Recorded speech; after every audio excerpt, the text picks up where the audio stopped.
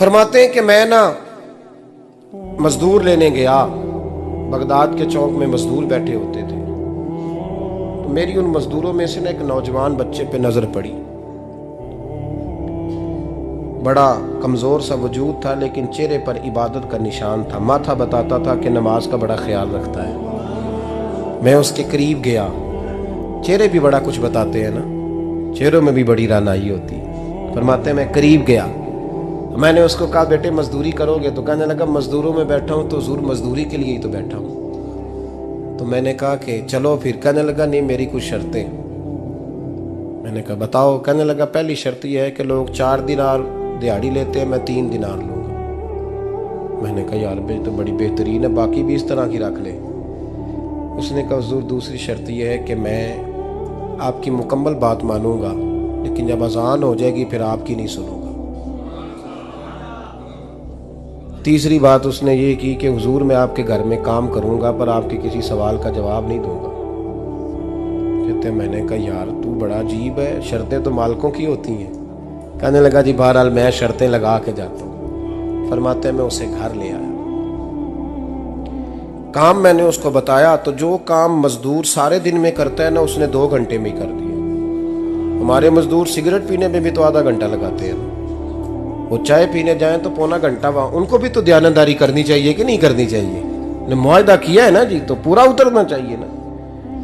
कहते 2 घंटे में। अब काम जब बंदा शुरू कराता है तो काम और निकल आता है। कहते काम मैंने उसको और बता दिया, वो करने लगा। उसने मिट्टी निकाल के रखी थी बाहर रास्ते में, तो अजान हो गई जोर की।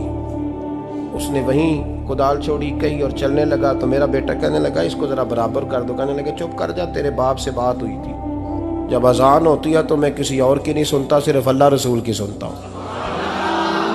कहते हो मस्जिद चला गया, नमाज पढ़ के आया तो दोपहर का वक्त था। मेरी बीबी कहने लगी इसको को खाना खा ले। कहते हमने कहा खाना खा लो, तो कहने लगा मैंने रोज़ा रखा हुआ, रमज़ान भी नहीं था, नफली रोज़ा रखा हुआ। फरमाते हैं शाम हुई, मैंने 3 दिनार दिए, तो मैंने कहा तेरा नाम क्या है? कहने लगा मैंने आपसे कहा था मैं किसी सवाल का जवाब नहीं दूंगा।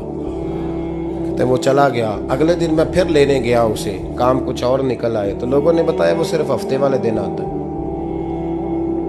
मैंने कहा क्यों? कहने लगे जी वो कहता है मेरा हफ्ते का खर्चा 3 दिनार है, जब 3 दिनार कमा लेता हूँ तो बाकी सारा टाइम अल्लाह रसूल की जिक्र में गुजार दिया करता हूँ। फरमाते हैं जी अगले हफ्ते मैं फिर लेने गया, मैंने पूरा हफ्ता इंतज़ार किया कि काम उसी से कराना है। मैं जब गया तो मैंने कहा चलो। कहने लगा मेरी शर्तें याद है ना? और मैंने कहा याद है भाई साथ चल। फरमाते हैं काम कराया, 2-3 हफ्ते वो आता रहा। एक हफ्ते में गया तो लोगों ने कहा हुजूर आज नहीं आया। क्यों? कहने लगे बीमार हो गए। कहाँ घर है? कहने लगे बगदाद के कब्रिस्तान के पीछे जो कच्ची आबादी है उसमें रहता है। फरमाते मैं गया, दरवाजे पे दस्तक दी तो कहने लगा हुजूर आप हैं? दरवाज़ा खुला है, आ जाइए। फरमाते हैं मैं अंदर गया तो मैंने कहा तुम्हें कैसे पता चला मैं आया हूँ? कहने लगा हुजूर अल्लाह वाले हो, आप नहीं आना था, वरना अमीर तो गरीबों का पता लेने कोई नहीं आते। कहते मैं करीब गया तो कहने लगा मैं आपका इंतज़ार कर रहा था, तेज़ बुखार है, तप रहा। जेब से कुछ पैसे निकाले, कहने लगा ये पैसे रख लें। एक अंगूठी निकाली, कहने लगा हुजूर आज रात को मेरा इंतकाल हो जाएगा, इन पैसों का कफन खरीद के सुबह जनाजा पढ़ के मुझे दफन कर देना, और जब दफन करो तो ये अंगूठी लेके असर के बाद हारून रशीद के पास जाना। आप उसे कहना मैंने मिलना है पर वो आपको टाइम नहीं देगा। आप उसको आवाज़ दीजिएगा कि तेरी एक अमानत है मेरे पास, फिर वो आपसे मिलेगा तो अंगूठी दे दें, फिर आप मेरी तरफ से फारिग हैं। हज़रत फरमाने लगे तेरा नाम? और कहने लगा हुजूर वक़्त थोड़ा है, आज रात मैंने जाना है, बड़ी लंबी माफ़ी मांगनी है रब करीम से, अगर मुनासिब समझे तो मुझे अपने रब से तन्हाई कर दे दें। फरमाते हैं मैं आ गया पर उसकी बातों ने मुझे सारी रात सोने नहीं दिया। फरमाते हैं सुबह बड़ी मुश्किल से सूरज निकला, मैं गया दरवाजे पे हाथ रखा तो दरवाज़ा खुला हुआ था। अंदर दाखिल हुआ तो खुशबुएं मेरा इस्तकबाल कर रही थी। जब चेहरे से कपड़ा हटाया तो उसका तो इंतकाल हो चुका। इंतकाल हो चुका है। ऐसे है जैसे किसी का दीदार करके सोया। कहते मैं तो 2 आदमी ले गया था जनाजे पे, पर पता नहीं दुनिया किधर किधर से आई, कहां से। अखां जदों मीटियां जमाना मैनू रोवेगा, अपना ते अपना बेगाना मैनू रोवेगा। फरमाते हैं मैं तो 2 बंदे ले गया था, पर पता नहीं मखलूक कहां से आई। जनाजा पड़ा, दफन किया। हारून रशीद के पास में असर के बाद गया। मैंने बुलाना चाहा पर बादशाह था, मेरी तरफ देखा ही नहीं। मैंने उसको कहा तेरी एक अमानत मेरे पास है। फरमाते हैं वो मुझे कोने पे ले गया। क्या बात है? कमरे में बुलाया, मैंने अंगूठी दी। हारून रशीद तो चीखे मारने लगा, कहने लगा अंगूठी वाला कहाँ है? मैंने कहा वो तो इंतकाल कर गया। कहने लगा मुझे कब्र पे ले चल। कहते मैं कब्र पे लाया तो वो लेट गया, तड़प के रोने लगा।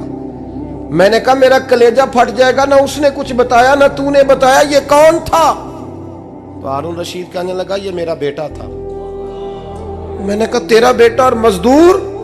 कहने लगा हुजूर ये हजरत दाऊद ताई के पास बैठा करता था, उनका मुरीद था। मुझे रोज कहता था अब्बा तूने बड़ी दुनिया इकट्ठी कर ली है, मरते वक्त तुझसे टांगे समेटी नहीं जाएंगी, इतना हिसाब नहीं तू दे सकेगा। मैं इसको समझा देता, इसकी अम्मा समझा देती। ये रोज हमें कहता छोड़ दो, आ जाओ अल्लाह रसूल की बारगाह में झुक जाएं। हम समझ। एक दिन ये चला गया, कहने लगा फिर तुम्हारा रास्ता और है और मेरा रास्ता और है। ये सोने की अंगूठी गलती से इसके पास रह गई, गलती से हीरे की अंगूठी चली गई। कहने लगा देखो मेरे बेटे ने आज वो भी वापस कर दी है। फिर तड़प के कहने लगा हारून रशीद था तो ये मेरा बेटा, पर मेरा मुर्शद निकला, मेरा पीर निकला। भाई जिंदगी तो बड़ी थोड़ी है ना। बाबा साहब ने कहा था उठ फरीदा सुत्या, और दाढ़ी आ गया ही पूर, अग्गा नेड़े आ गया ही, पिछा रह गया ही दूर। उठ फरीदा सुत्या खलकत वेखन जा, मते कोई मिल जाई बख्शिया ते तू ही बख्शिया जा। उठ फरीदा सुत्या झाड़ू दे मसीत, तू सुते रब जागदा तेरी डाडे नाल परीत। मेरा रब हमें भी अपनी बारगाह में कबूल फर। मिल जाए एक अनार मिल जाए तो तबीयत चाह रही है अनार खाने को। मौला अली शेर खुदा फरमाते मैं गया एक अनार खरीदा बाजार से, 1 दिनार था मेरी जेब में। अनार खरीद के जब वापस पलटा ना तो कहते एक बूढ़ा शख्स, होंठों पे कमजोरी। आप फरमाते हैं मेरे बाप दादा की उम्र का, लड़खड़ाते उसके हाथ और कहने लगा अली मैं भूखा हूं कई दिनों का। हजरत अली फरमाते हैं मेरे पास भी वो 1 ही दिनार था जिसका अनार आ गया। कहते मैंने उसी वक्त वो अनार निकाला, उस शख्स के हाथ में रखा। बोझल कदमों से जब मैं अंदर दाखिल हुआ ना तो पाक रसूल की पाक बेटी, इज्जत वाले नबी की इज्जत वाली बेटी, सबर वाले महबूब की सबर वाली बेटी। कहते हैं जब मैंने अपना कदम अंदर रखा दरवाजे के तो फातिमा ने मेरा उतरा हुआ चेहरा देखा तो कहने लगी अली पैसे अल्लाह के रास्ते में दे आए हो, खैरात कर रहे हो। हजरत शेर खुदा रदी अल्लाह तआला अन्हु फरमाते मैं फातिमा की तरफ देखा तो मैं हैरान हो गया। मैंने कहा फातिमा तुझे? कहने लगी मुझे यकीन है आप अनार लेने गए थे, आपने खरीद भी लिया था, और मुझे पता है अली मेरे साथ बेवफाई हो ही नहीं सकती, ये किसी सवाली ने मांग लिया होगा। अली आ जा, मुझे अनार खाने से वो सुकून नहीं मिला जो तू अल्लाह के रास्ते में दे आया है तो सुकून मिला है, खाने से नहीं मिला जो तेरे देने से मिला है। मौला अली कहते सबर करके मियां बीवी बैठ गए तो दरवाजे पे दस्तक हुई। कहता मैं उठ के दरवाजे पे गया तो हजरत सलमान फारसी दरवाजे पे खड़े थे। उन्होंने ना 9 अनार मुझे दिए, कहने लगे नबी पाक ने भेजे हैं, ये 9 अनार है नबी पाक ने भेजे हैं। तो हजरत अली शेर खुदा फरमाने लगे हमारे नहीं किसी और के हैं, हमारे नहीं किसी पड़ोसी के हैं, दाएं बाएं देख ले। कहने लगे नहीं तुम्हारे ही हैं। फरमाने लगे नहीं मेरे होते तो 10 होते, इसलिए कि अल्लाह फरमाता मन जा बिल हसनती फलहु अशरु अमसालिहा, तुम एक नेकी करोगे मैं 10 का अजर अता करूंगा। फरमाया मेरे होते तो 10 पूरे होते, अल्लाह रसूल ने भेजे, और मेरा यकीन कमजोर हो सकता है, तुम मेरे होते तो 10 होते, ये 9 है। हजरत सलमान फारसी ने जेब में हाथ डाला, 10वां भी निकाला, कहा अली तेरे 10 ही थे, मैं तो तेरा इम्तिहान ले रहा था। 10 ही थे तेरे। यकीन की दौलत जंजीरें काट देती, यकीन की दौलत इंसान को नवाज देती। जब तू लड़खड़ाता हुआ आया है, मेरे नबी पाक ने फरमाया यूं ना कहा करके या अल्लाह चाहे तो दे चाहे तो ना दे, जब मालिक से मांग तो कहा कर या अल्लाह तुझी से मांगना है, मैं लेके उठूंगा, तू मुझे देगा। फरमाया जितना तेरा यकीन कामिल होगा उतना ही अल्लाह तुझे झोली भर के अता फरमाएगा। कमजोर सा मुसलमान, लड़खड़ाता सा मुसलमान देखता हूं, करता हूं। और ये भी ना देखा करें भाई, ईमान यकीन को इस्तकामत के दर्जे पे लें, ये ना देखा करें कि वो कैसे देगा। वो किसी वसीले का मोहताज नहीं है, वसीले को पसंद करता है, पर वसीले का मोहताज वो बगैर वसीले के भी दे देता है। हर आदमी माँ बाप के जरिए पैदा होता है, अगर पैदा करना चाहे तो जनाब ईसा को बगैर बाप के पैदा कर देता है। अगर पैदा करना चाहे तो हजरत आदम को बगैर माँ और बाप के पैदा कर देता है। जब यकीन रखे, यकीन, कुरान मजीद पढ़िए,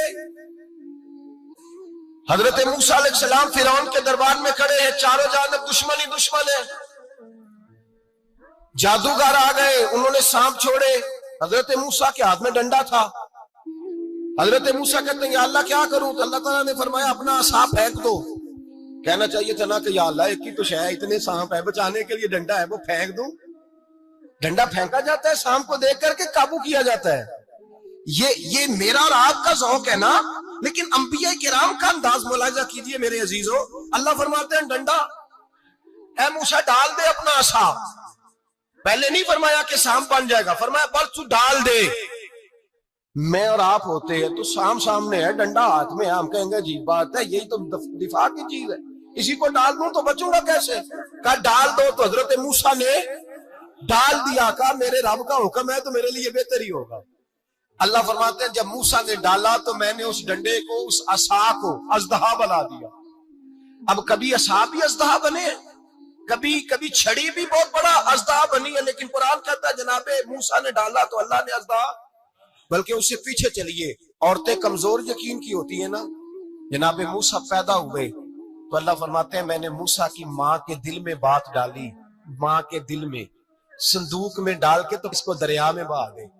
और भाई संदूक में कह सकते हैं ना ऑक्सीजन कैसे जाएगी, और दरिया में बच्चे बचने के लिए डाले जाते हैं कि डूबने के लिए डाले जाते हैं। माँ के दिल में यकीन कमजोर नहीं था अम्मा का। अंबिया के माँ बाप मुवहद होते हैं, दीन को मानने वाले। माँ के दिल में अल्लाह ने बात, अल्लाह कुरान में कहते मैंने वही की, मैंने इल्का किया, मैंने बात डाली। हजरत मूसा की माँ कहती है मैंने डाल के ना समुंदर में बेटा, मैंने समुंदर में बेटा डाल के संदूक में बंद करके रब के हवाले किया। आप फरमाते हैं मेरे मालिक का भरोसा किया तो फिर मेरे मालिक का काम देखो, कमाल देखो। मैंने दरिया में डाला, अल्लाह ने फिरौन के घर में मेरे बेटे की परवरिश करा दी। ये यकीन कि हजरत मूसा के पास कौम आई, कुरान पढ़िए, कहा जनाब पानी चाहिए। मूसा ने कौम ही, मूसा ने अपनी कौम के लिए पानी मांगा। हमने कहा फन फाजरत मिन हुस्नता आशरता आईना, अपना डंडा पत्थर पे मारो। अकल वाला आदमी होता तो अड़ जाता, कहता या अल्लाह पत्थरों से भी कभी पानी निकला है। इतनी भी असाकल हजर, मारो पत्थर पे डंडा। अल्लाह के नबी ने मिनट नहीं लगाया, ठा करके डंडा लगाया। फन फाजरत मिन हुस्नता आशरता आईना। अल्लाह फरमाते हैं जनाबे मूसा ने एक आशा मारा, मैंने 12 चश्मे जारी कर दिए।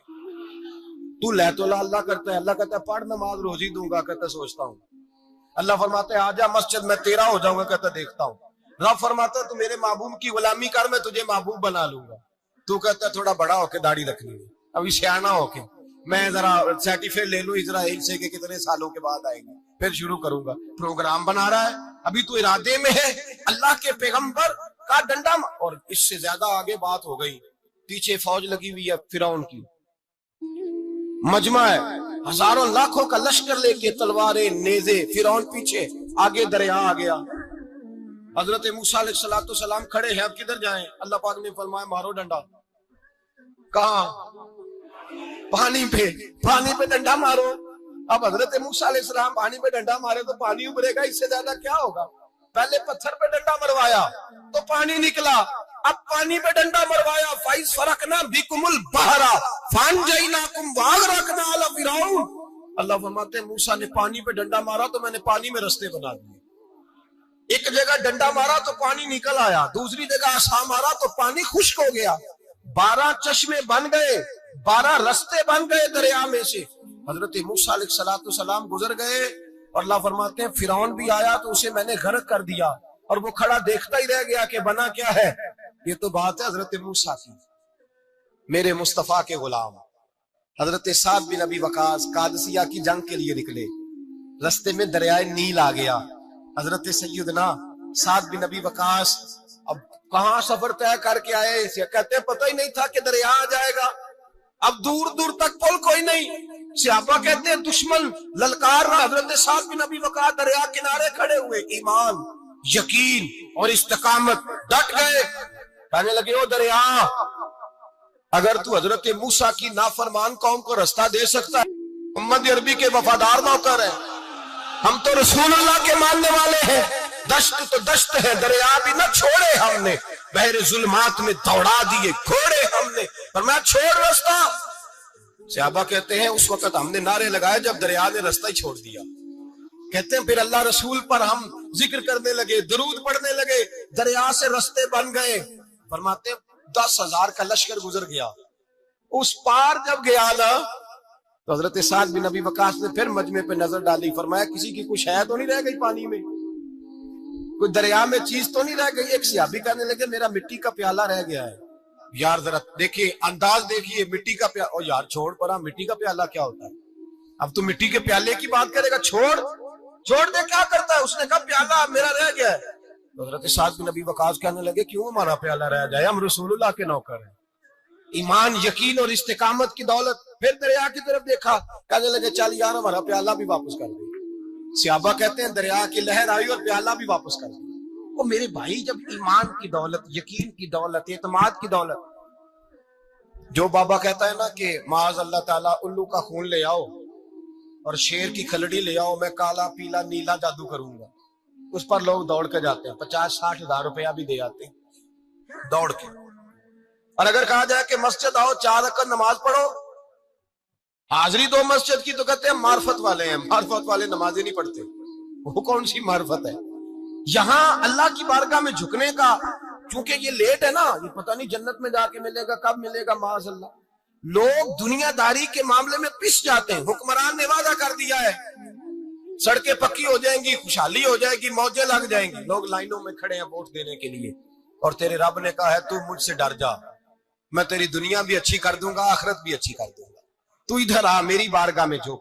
लोग एतमाद और यकीन को, ओ हम परस्ती का शिकार है, हम लोग वहम का शिकार है, हम लोग बदशगुनी ऐसे हो जाएगा वैसे हो जाएगा, हम इन चीजों का शिकार। भाई एतमाद की दौलत पैदा करें, यकीन अपने अंदर पैदा करें, ईमान पैदा करें, डट जाए रब रसूल का नाम लेकर। हजरत उमर का जमाना था, मिस्र फतह हो गया, हजरत अमर बिन आस गवर्नर बने। रिवाज ये था मिस्र के अंदर के एक दरिया चलता था, दरियाए नील, और सारे मिस्र का इन्हिसार उसी दरिया पे था। फसलों को पानी भी लगता उसी से, जानवर भी उसी से पानी पीते, खेतियां भी उसी से सैराब होती। साल के बाद वो दरिया खुश्क हो जाता, साल के बाद वो दरिया खुश्क होता, और जब खुश्क होता ना तो एक कवारी लड़की कत्ल करके दरिया में डालते, फिर वो दरिया चलता। आज भी बहुत सारी जगहों पे ओहाम परस्ती है, कहते हमारे आस्थाने का तरीका है। मैंने कहा आस्थाने का, उस आस्थाने का तरीका होता है जिस आस्थाने का ताल्लुक दरे मुस्तफा से होता है।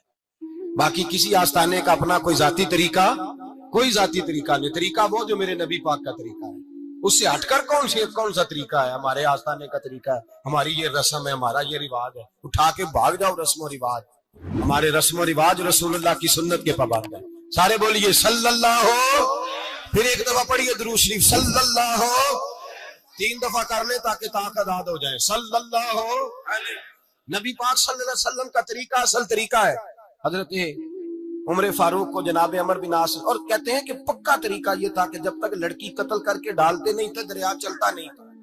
हजरत उमर को खत लिखा का हुजूर ये मामला है, और लोग मुझे यही कहते हैं। मैंने लोगों को समझाया है कि इस्लाम जुल्म का हुक्म नहीं देता, जुल्म की इजाजत नहीं देता, कैसे लड़की कत्ल की जाए। अब आप बताएं क्या करना है? हजरत उमर ईमान यकीन इस्तिकामत पहाड़ है ये लोग। हजरत उमर ने 2 खत लिखे, एक हजरत अमर बिन आस के नाम, दूसरा दरियाए नील के नाम। 2 खत लिखे, एक खत लिखा दरिया के नाम, एक खत लिखा अमर बिन आस गवर्नर के नाम। गवर्नर के नाम खत लिखा तो फरमाया जितने यहूदी हैं, ईसाई हैं, कमजोर ईमान वाले, सबको दरियाए नील पे ले जा, और मेरा ये दूसरा खत दरिया में डाल दे और सबके सामने डाल दो। कहते हैं ये खातू पढ़ना चाहे तो तुझे इजाजत भी है। सुनिए और सर धुनिए और सोचिए कि असल कमजोरी कहां आई है। रमजान के सबसे पहले जुमे में सबसे अहम मौजू छेड़ा है, कमजोरी और नक्स वाकया कहां हुआ है। हजरत सैयदना उमर बिन खत्ताब रज़ी अल्लाह ताला अन्हु ने दरिया को मुखातब करके लिखा, हो दरिया, अगर तू कहता है ना कि लड़की कत्ल करके फेंकी जाएगी तो मैं रसूलुल्लाह का मानने वाला हूं, मैं जुल्म नहीं होने दूंगा। हमें तेरे पानी की जरूरत ही कोई नहीं, तू बेशक पानी ना दे। और अगर तू अल्लाह के हुक्म से बहता है, अगर तू अल्लाह के हुक्म से बहता है तो फिर अल्लाह का बंदा और मुस्तफा का गुलाम उमर तुझे हुक्म देता है। सोना मोड़ा तेरा